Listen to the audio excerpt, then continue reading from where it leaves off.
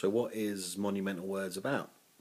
I thought it would be useful to sort of set the scene, and of course, as I said, the actual short story is on the site, so you can read that. And of course, I'm interested in your thoughts on the basic story, but it has to evolve. There's not enough material there to turn that short story into a feature-length movie. In fact, if I converted it based on the dialogue and the plot points now, I've got about a third of a film. So I have to develop the characters more, I have to develop the story. And my plans are to add a bit of a mythology that's linked to Anglo-Saxon mythology, it's linked to Latin, to Viking mythology, because I have to kind of make the world believable. Monumental Words is essentially a supernatural thriller. The story's fairly simple. A guy moves into a cottage which is next door to a cemetery, and he uses this cemetery to get to work. And one day when he's walking through the cemetery, something catches his eye, and he realizes that none of the tombstones in this place have R.I.P. or Rest in Peace. And he thinks that's a bit odd. It has a new set of initials. And the first part of the movie is that exploration of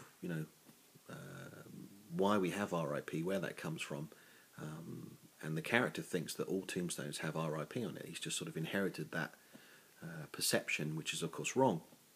And with the help of a few of the other characters, he explores the history of creating tombstones and the messages that we can have on our tombstones, and then begins to understand that there's something not quite right about this place. And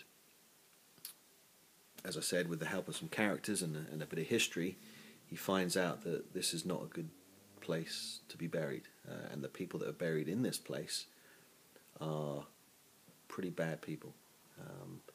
And that's the nucleus of the story. It's a supernatural thriller.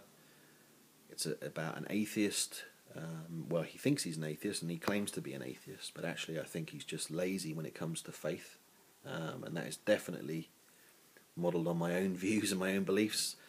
Often it's easier to just say I'm an atheist, because I don't know what I believe. I'm not sure if there's something else up there, and that's true of this character. So it's an exploration about faith. That's the subplot. He's challenging his own beliefs, and finds an unlikely character in a local vicar to explore why he doesn't believe in God or the Bible, heaven and hell and the devil. So of course I have to build into my story why he's got to this stage of his belief and his faith or lack of faith. And he needs to bounce these ideas off a couple of the different characters. And of course, by definition, if he starts believing that this cemetery is a place for bad people that are being sent to hell, and he believes that he has something to do in the story, he's almost recognizing that there is heaven and hell by looking at the bad stuff. So that's the sort of theme and the basics of the story. But please read the source material.